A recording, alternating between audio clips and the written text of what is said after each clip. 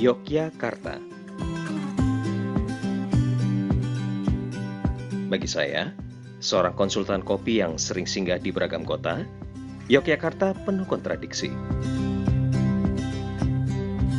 Di satu sudut, ada warung kopi sederhana berbentuk angkringan. Di sudut lain, kita bisa dengan mudah menemukan gerai kopi modern bergaya urban. Yang satu ekonomis dengan suguhan kopi instan, yang lain premium dengan suguhan kopi specialty. Di tengah-tengahnya, ada yang mencoba mendobrak sekat, menyajikan kopi specialty dengan harga ekonomis.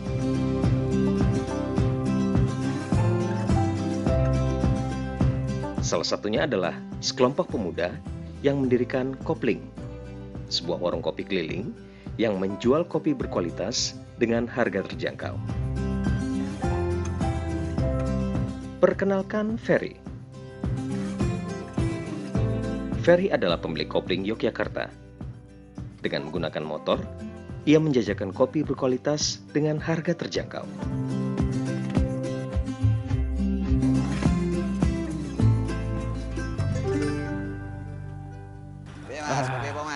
Siang, Fer. Halo. Kabarnya? Alhamdulillah sehat. Ketemu lagi kita. Aku minta Apa? Kintamani. Kintamani, oke. Minta lo, Mas ya? Nggak tuku ya? Wah iya, kau seperti biasa kopi susu rakyat. Biasa nih kopi susu rakyat. Nah, pertanyaan, Oke. kopi susu rakyat itu apa, ta? Wah, iki Mas. Bukan apa-apa, kata rakyat tuh kadang suka Sensitif. menjurus kemana-mana ya lo. Enggak, ini buat teman-teman aja, jadi harganya yang terjangkau. Harga terjangkau, harga merakyat. Harga merakyat. Tapi kopinya sendiri? Kopinya sendiri kita house blend dari Robusta, Arabica, dan Excelsa. Wih, Seperti itu. masih gampang dapat Excel satu. Saya impor Mas. Impor. Import dari Pekalongan. Oh. Seperti itu. Sebenarnya dulu asal-muasal ide kopling ini nyala tuh apa sih? Kenapa sampai bikin kopi keliling pakai sepeda motor Pakai cuma sepeda motor. Saya itu kadang jadi dulu memang saya di kafe dan ada beberapa teman saya yang sudah mulai tidak bisa mengikuti harga kafe. Dan itu mereka suka curhat, curcol seperti itu. Aku pengen minum kopi kayak di kafe tapi di pinggir jalan. dengan harga merakyat. Nah, itulah yang membuat saya jadi sedikit berpikir dan oke, harus ada ini Harus solusinya ada. seperti itu. Dengan bisa dibilang kan sekian tahun terakhir dunia kopi di Jogja menggeliat dengan sangat Betul. kuat ya. Betul. Animonya gimana sih? Komentarnya begini, jadi ketika mereka lewat ke depan outlet saya, terus dia balik lagi, terus nanya, itu apa Mas? Oh ini kopi. Terus dengan spontan, rata-rata 3 dari 5 orang itu bilang, oh kopi tenan. Seperti itu. Oh kopi tenan, ya itu salah satu edukasi untuk bukan melawan ya. Kita lebih baik minum kopi yang seperti ini, jangan kopi yang saset.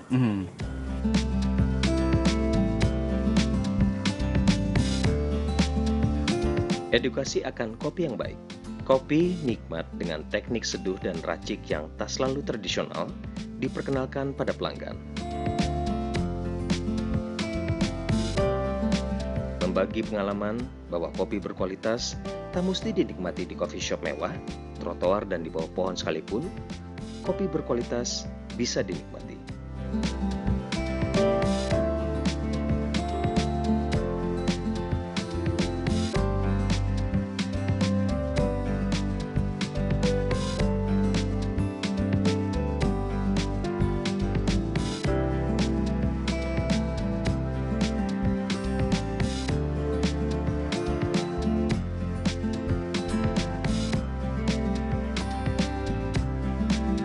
Sosial media menjadi cara Kopling mempromosikan diri, agar para pelanggannya tahu kapan dan di mana Kopling berada.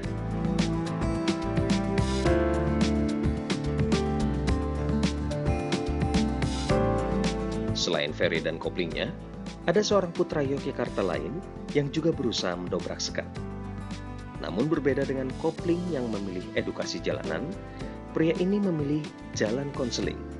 Mencoba lepas dari paradigma bahwa minum kopi harus menggunakan teknik mutakhir. Perkenalkan, Firman Syah, atau lebih dikenal dengan panggilan Pepeng. Ia adalah pemilik klinik kopi. Bertempat di gedung serbaguna milik Universitas Sanata Dharma, Pepeng membuka praktek konseling kopinya setiap hari dari jam 4 sore hingga jam 10 malam.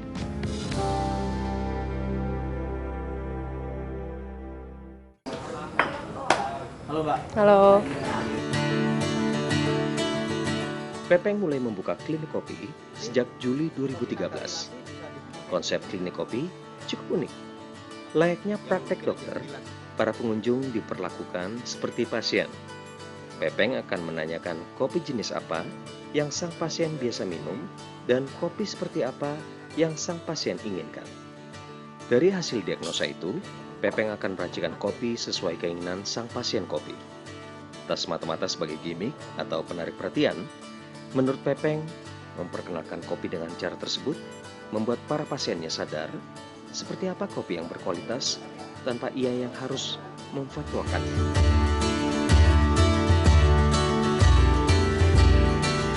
Kalau natural proses itu aromanya wangi. Yeah. Itu menurut saya enaknya di pour-over, kalau enggak Aeropress.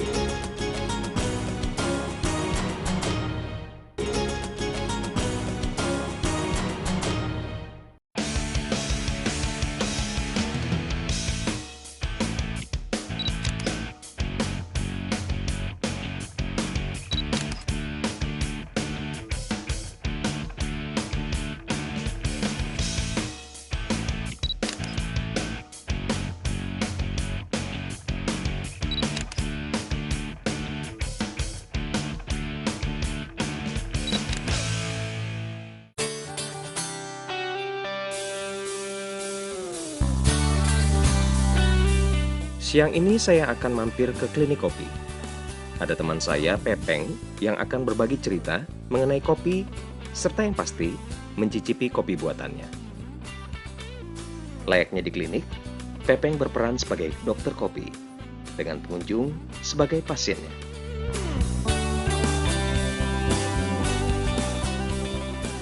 Halo Mas Pepeng. Halo Mas Adi. Akhirnya kita ketemu Mas. Oh iya. Dari mana aja kemarin? Wah, muter-muter Mas. Oh ya. Aku kenal Mas Pepeng ini cukup lama. Aku kenal beliau dari sosial media. Saya baru sekarang sini nih Mas. Oke. Jadi, piye nih? Aku tak ewangi. Aku lihat kopi bingung nih. Aku Iya. ke dalam ya boleh ya? Oke. Nah Mas, dulu memulai klinik kopi ini kan pasti perjuangan nih. Gimana sih ceritanya nih Mas? Sebenarnya ini kan hasil traveling saya jalan-jalan. Setelah itu baru saya nyeduh sendiri bikin. Saya masih belinya masih biji. Kenapa Nyeduh biji? sendiri atau minum sendiri? Minum sendiri, nyeduh sendiri, terus konsumsi pribadi. Oh iya. Oke. Terus habis itu masih biji gitu, teman-teman pada datang ke rumah. Pernah kesempatan satu hari itu saya diundang boleh nggak datang ke kantorku di Jogja, terus bikinin kopi. Oke, terus ya saya datang ke sana bikin kopi. Dari situ mulai. Aku kan bisa bilang pasien baru nih. Oke. Pasiennya klinik kopi Oke, baru. Treatmentnya gimana sih biasanya?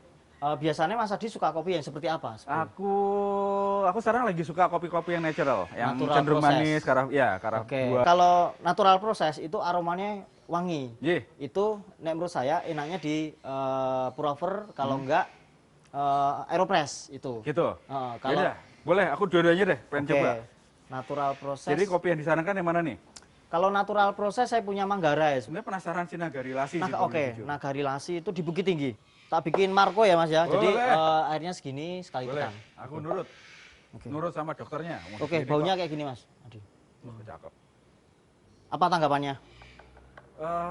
Coklat banget ya, Oke. cepat banget. Ada sedikit berry-nya. Oke. Nice. Sebulan bisa berapa kiloan Mas? Kopi total. Waduh, semalam saya bisa 1 kilo. Habis semalam. Itu kenapa akhirnya saya beli alat roasting.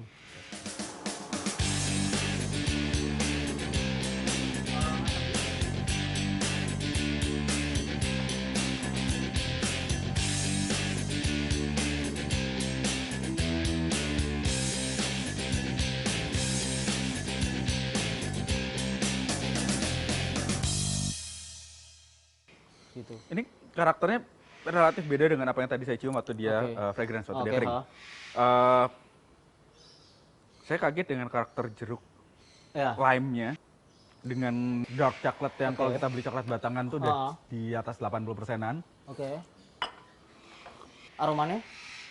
Dia relatif bulat, lastingnya finishnya relatif panjang. Aromanya sendiri lebih ke justru ngingetin sama aku apa coba? Apa ya? Daun jeruk purut. Daun jeruk, oke, daun jeruk. Nah, sekarang yang Aeropress, Mas.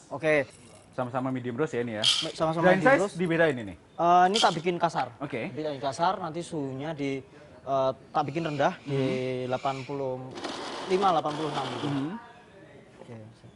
Satu hal yang saya suka dari Aeropress adalah karena kita butuh suhu rendah, pakai dispenser bisa. Ya. Kurang lebih lah. Ya. Kenapa pakai Aeropress? Untuk biji-biji tertentu, misal saya yang natural proses, itu bisa wangi sekali. Saya punya ciwide, pakai Aeropress, itu keluar aroma jahenya, aroma gula jawanya. Gitu. Jadi dengan biji kopi seperti itu, di medium roast, dengan Aeropress, dia bisa keluar aroma banyak banget gitu. Si tempatnya sendiri kenapa bentuknya kayak gini, Mas? Tempatnya... Sangat, apa ya? Orang bisa ngelihat biji kopinya, tempatnya terbuka, lesehan. Ada wifi nggak? Nggak ada. Di sini memang saya tidak menggunakan wifi. Jadi orang yang di sini cenderung ya duduk ngobrol satu sama lainnya, handphone ditaruh di tas. Fungsinya itu karena itu akan lebih kena ketika dibandingkan di kafe-kafe lain, orang cenderungnya megang handphone seperti ini. Jadi menghindari individualisme ya? Ya, jadi di sini fungsinya saya memperkenalkan satu dengan lainnya. Nanti Mas Adi tak kenalin teman saya di sini. Siap.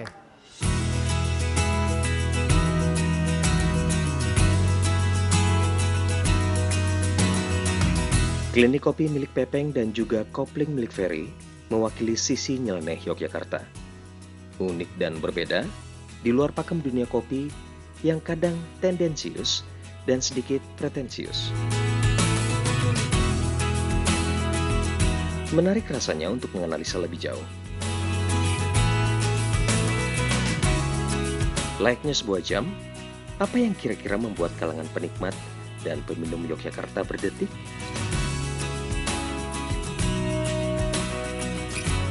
Orang di Jogja ini mengeluarkan pandangan-pandangan baru, tapi jarang sekali memunculkan pandangan-pandangan yang radikal.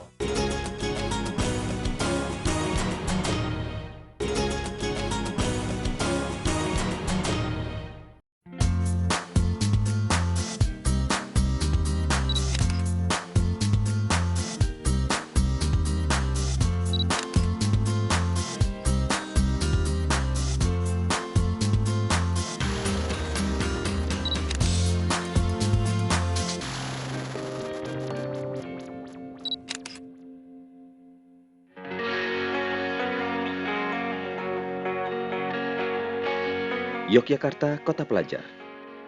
Yogya yang tak pernah tua. Tahun ini mahasiswa baru datang menuntut ilmu. Tahun berikutnya datang lagi generasi yang baru. Begitu berulang-ulang. Yogyakarta selalu dipenuhi orang muda. Orang muda yang ingin melawan segalanya. Kritis terhadap peraturan, tak pernah diam di satu tempat, dan selalu ingin mencari perubahan. Counterculture inilah yang mempengaruhi iklim sosial dan budaya di Yogyakarta. Dan boleh percaya boleh tidak, iklim sosial budaya juga yang berperan pada perkembangan kultur kopi di Yogyakarta. Setidaknya itulah yang disimpulkan oleh salah seorang pakar budaya dan seni Yogyakarta yang juga merupakan Dekan Fakultas Ilmu Budaya Universitas Gadjah Mada.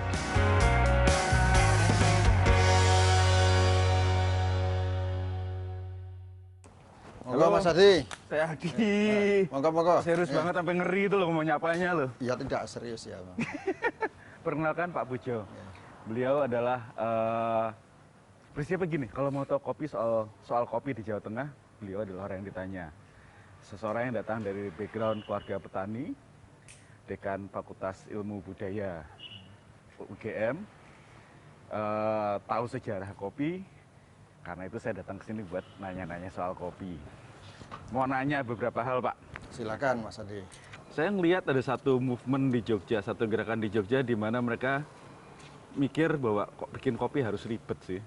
Kenapa nggak dibuat simpel gitu? Itu sesuatu yang Jogja banget atau gimana tuh Pak?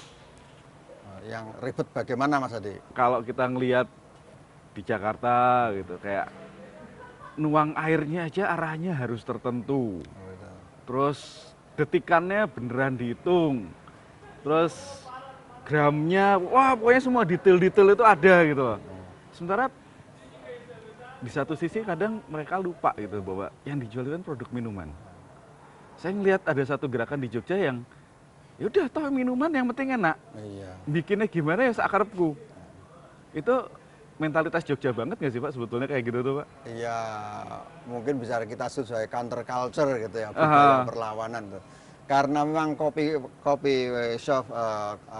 shop modern ini menjadi sangat teknikal gitu ketika menyuguhkan kopinya itu supaya menjaga kualitas rasa, menjaga brand yang bagus, juga sangat teknis gitu.